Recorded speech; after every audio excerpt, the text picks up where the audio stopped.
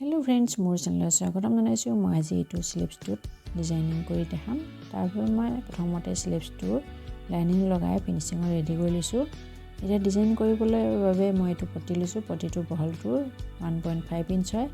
আৰু ইয়াৰ দীঘলটো স্লিপছটো দুগুণ লৈছো স্লিপছ ৰাউণ্ডৰ প্ৰথমতে দুইটা সাইডত ফল্ড কৰি সিলাই কৰি লম নহলে বা পিকো কৰি লম মই দুইটা সাইড পিকো কৰি লম পিকো কৰি ললো দুইটা সাইড এনেকৈ পটিটো লেন্থটো স্লিপছ ৰাউণ্ডটো যিমান হয় তাৰ দুগুণ লৈ লৈছো এতিয়া ইয়াত এটা সিলাই কৰি লম এইখিনি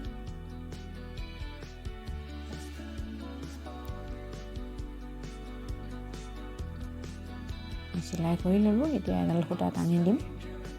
খুঁটা টানি দিয়াৰ পিছত ধুনীয়া ৰাফেল হৈ যাব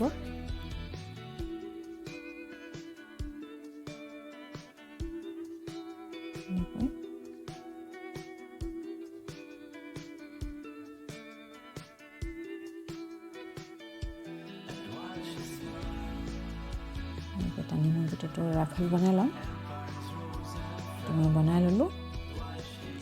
এতিয়া স্লিপছটোৰ কাষত দি সিলাই কৰি ল'ম প্ৰথমতে মই 1.5 ইঞ্চি মান প্লেন ৰাখিম তাৰপিছত বাকিখিনি কুচ দি দিম এনেকৈ কুচখিনি মিলাই দিম এনেকৈ সিলাই যাওঁতে কুচখিনি এডজাষ্ট কৰি যাম এই স্লিপছ ডিজাইনটো একেবাৰে সহজ আৰু কম সময়তে হয় দেখিবলৈ ধুনীয়া হয় এনেকৈ কুচখিনি এনেকৈ মিলাই যাম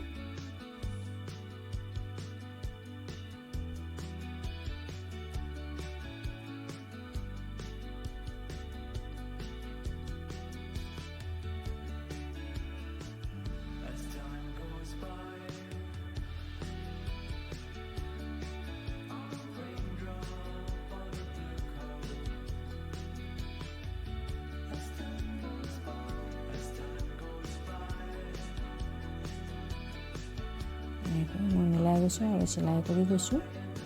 কতো কম বেছি কৰা নাই সকলোতে সমানে গৈছো সিলাই এনেকৈ সমানে এডজাষ্ট কৰি গৈছো আৰু সিলাই গৈছো ডিজাইনটো ছোৱালী আৰু কম বয়সীয়া মহিলাৰ বাবে বহুত ধুনীয়া ডিজাইন হয় এই ডিজাইনটো সৰস্বতী পূজা স্পেশাল ডিজাইন হয়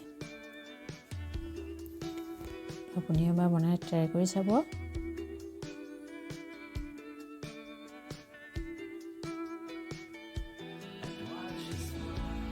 স্লিপছটোৰ লেন্থটো মই 18 ইঞ্চ ৰাখিছিলো এতকৈ দীঘল কৰি ৰাখিব পাৰে লেন্থটো এতিয়া এক্সট্ৰাখিনি কাটি লৈ লম স্লিপছটো ৰেডি হৈ গৈছে কাপোৰত লগাবলৈ ভিডিঅ'টো চাই ভাল লাগিলে লাইক কৰিব কমেন্ট কৰিব ভিডিঅ'টো চোৱাৰ বাবে ধন্যবাদ